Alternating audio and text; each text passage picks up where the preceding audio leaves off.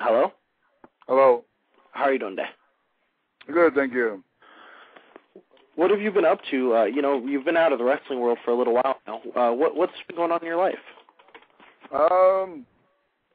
Just working and working. Working. Yeah. When was the last time you seen Barbarian? I'm sorry? Barbarian? I said, when was the last time you seen him? Yeah, even Barbarian. Barbarian is still active in wrestling more than I do. And he have a business on the side also. It's going on in North Carolina. Mm-hmm. So. Definitely. Do you see yourself getting back into the wrestling business? Like, in the ring? No, not in the ring. You know, it's done, and I'm just enjoying the family now and enjoy working, and also just to see the ex-co-workers or ex-wrestlers. It's just a great thing. To see them now and then when I go out for autograph signing or stuff like that. Definitely. Juicin Jobber, go ahead. All right, this is Juicin Jobber. How are you doing today? Good, thank you. It's a great pleasure to have you on the show. And to kick things off, I was wondering, how did you transition from sumo wrestling to professional wrestling? We came out of the island of Tonga. We were sent to represent the island in sumo, and sumo have a different outlook to, Japan have a different outlook for everything, but sumo specifically, they have a different way of looking at, once the boss or the oyakata, they recall, in sumo died, the widow can take over. She has to sell the club to someone else in sumo, so that's what happened. We were very young, and we were homesick. We wanted to go home. So that's basically what happened. And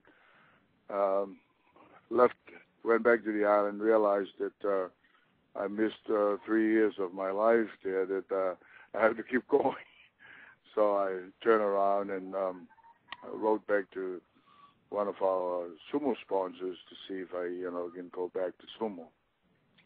And it didn't happen, so he said, how about pro wrestling? I said, okay, let's try pro wrestling. That's how I end up with All Japan Pro Wrestling. Definitely. Nice. Damien Van Horn, go ahead. Thank you. This is Damien Van Horn here. In fact, what was it like when you left military service, training under family friends Rocky Johnson and Peter Maivia? What? I think you got the wrong questions, bro. My next question for you actually was, what was it like teaming with Dino Bravo in the Montreal wrestling territory? It was a great thing, with Dino. I always read about Dino and everything like that until I end up in Montreal, and it was great. It was a great thing, We had a good program when over there with me turning babyface and tag up with Dino against the Legend of Doom. So it was a great thing. Definitely. Great. This is Juicin Jobber again. What I was wondering next is, what are your memories of body slamming Big John Studd? Well, it was my first break in the business, especially with WWF. It was great, and it was something that some of the people still talk about it today, and I thought maybe most of it are gone. Nobody remember it, but some of the people still remember it. Right. I know I definitely still remember. It was a great moment. Yeah, it was. It was a great moment for me. Mm-hmm. I actually had one more question before I kick it over to Damien Van Horn. My next question for you actually was, how did you get paired up with Tama or Tonga Kid as the Islanders? Tama was there. Tonga Kid was there already, and when they brought me in there, I wasn't sure myself. You know, I teamed up with Steamboat. I teamed up with Jim Power. You know, when they brought us from Canada, from Montreal. So, you know, there were a few guys there that they teamed me up with, and all of a sudden, here comes, they brought back Tonga Kid, and then they put us as the Islanders. Definitely. That was a good tag team. Thank you. Definitely. Damien Van Horn, go ahead. Thank you. Haku, this is Damien again. What did you think of the King gimmick you had as King Haku?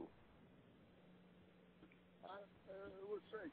I believe there was the highlighted for Haku, you know, with WWF. Yeah. Yeah, it was a great thing. I believe there was the highlights of my career with the name Haku. It was King Haku. So, you know, matter of fact, you know, this guy brought like a poster of the whole ring with everybody, you know. It was a great thing for me to look at it and sign, of course, the autograph. It was, you know, because now some of the guys were on it, you know, they're gone.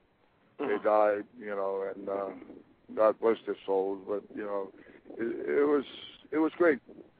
Definitely. We have a caller that has a question for you. Is it okay to let them on the air to ask you the question? Sure. Caller, you are on the air. Hello, guys. It's Mr. Showtime. How are you? Hi. I'm very well, thank you. Meng, Haku, who do you like to be called? It's fine. Meng, Haku, whatever you like to call it, that's fine. Okay. I'd like to ask you, when you first came into WCW, what was that like going into that promotion, and what are your feelings about the company as time progressed on? Well, going into WCW, it was, you know, some of the guys there that I worked with before, so I felt good, you know, because Steamboat, of course, with Ric Flair, Arn Anderson were there, you know. So I feel at home, you know what I'm saying? That we worked before, of course, Ric Flair being the NWA champion, you know, I wrestled him a few times, and Arn Anderson with WWF when he came in, you know, with Tali as the Brainbuster. So, you know, and Steamboat, of course, you know, with Japan and everything. When I started there, you know, he was a big star there in Japan. So, you know, I kind of, you know, so is the Devil, Sullivan, you know. So most of the guys there that I've seen before or worked with them before. Definitely. Any other questions, Mr. Showtime? Probably one which I just thought of off the top of my head. You were the last wrestler in WCW to hold the WCW Hardcore Championship. Did you ever see yourself doing hardcore wrestling or being involved in that angle in any way? It's a good question because when I went in there, with you know, my last career with the WCW was, you know, the Hardcore Champion. So when I went over there, of course I went without the belt, you know, and I thought that they were going to put me in there, you know, more for hardcore than anything, but it didn't. So I hope they bring it back.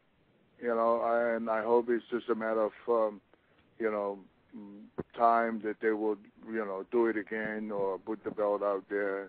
And I'm sure I think so, that they still hold the belt, right, for hardcore.